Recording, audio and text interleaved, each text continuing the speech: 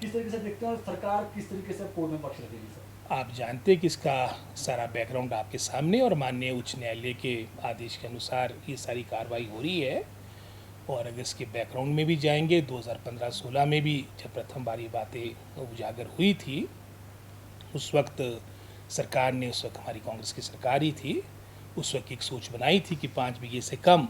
जो एक तरह से जो रासा भी कहा करते थे, जो नीड बेस्ड जहाँ कहीं इंक्रोचमेंट हुई है, विशेषकर कोई हमारे लैंडलेस लोग हैं, भूमिहीन लोग हैं, हमारा वंचित वर्ग है, हमारा मैं समझता हूँ जो वीकर सेक्शन है,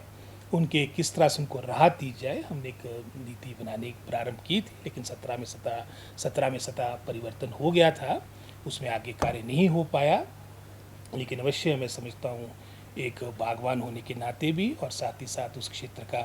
प्रतिनिधि होने के नाते भी मैं समझता हूँ ये एक पीड़ा की बात है। और कि हमारे विशेषकर जो हमारे लघु और सीमांत किसान हैं, जिनके पास नामात्र लैंड होल्डिंग है, 20 में है या लेस देन 5 बीघास की जो हमने एक सोच बनाई थी,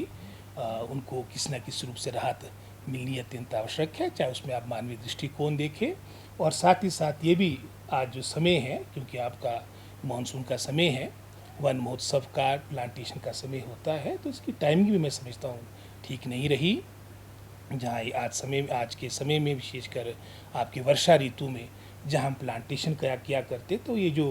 कटने की बात आ रही, पेड़ों को कटने की बात आ रही, और विशेष रूप से जब मात्र कुछ दिनों के बाद आपका सेब या जो भी फ्रूट है वो आपका विपणन होना था, तो ये मैं समझता हूँ ये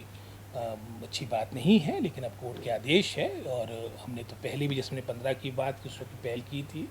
और उस वक्त कौल सिंह जी की अध्यक्षता में कमेटी बनी थी, और उसमें प्रयास किया गया कि किस न किस रूप से हमारे जो छोटे बागवान, जिसमें पहले डे वन से इस बात को कहता हूँ, जो नीड बेस्ड है, जिनके पास कोई दूसरा चारा नहीं है, उनको किस तरह से राहत दी जाए। हमने पहले भी प्रयास किया था, सीएम साहब के संज्ञान में भी सारी बातें लाई गई थी, और आज सीएम साहब ने आना है तो सारी बातों से उनको परिचित किया जाएगा। और हम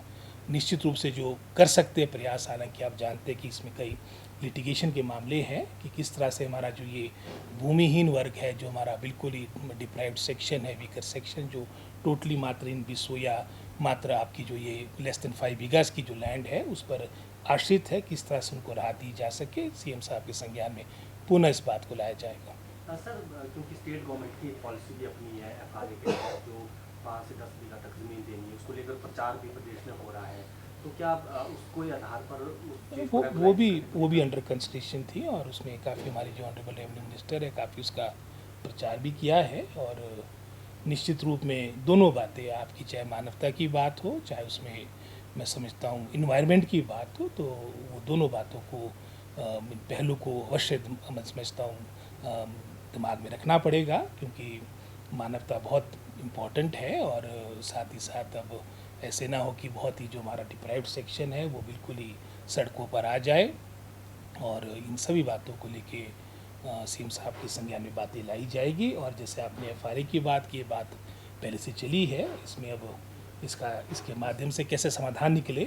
तो निश्चित रूप में ये भी एक मैं समझता हूँ मामला हमारे विचाराधीन है। राकेश सिंह ने आरोप लगाया कि सरकार जो है एडवोकेट जनरल कोर्ट के सामने उन्होंने साफ मना किया कि हमारा कोई मंशा नहीं है 5 बीघा 10 बीघे देने की, जो कि पिछले बारी जो कोर्ट में सरकार ने अपना पक्ष के 5 बीघे। मेरा भी ये मानना है कि इसको और मजबूती के साथ कोर्ट में ये पक्ष रखा जा सकता था, और अब जो बात बीत की है वो बीत की है। लेकिन निश्चित रूप से माननीय मुख्यमंत्री की नॉलेज में सारी बातें लाई जाएगी कि जो हमारा ये, जो मैं समझता हूँ ये बिल्कुल ही जो हमारा पुअर फैमिलीज़ है, जो इस पर टोटली डिपेंडेंट है, जो नीड बेस्ड, जो मैंने पहले शब्द यूज़ किया है, उनको किस तरीके से राहत दी जाए, वो बहुत महत्वपूर्ण है।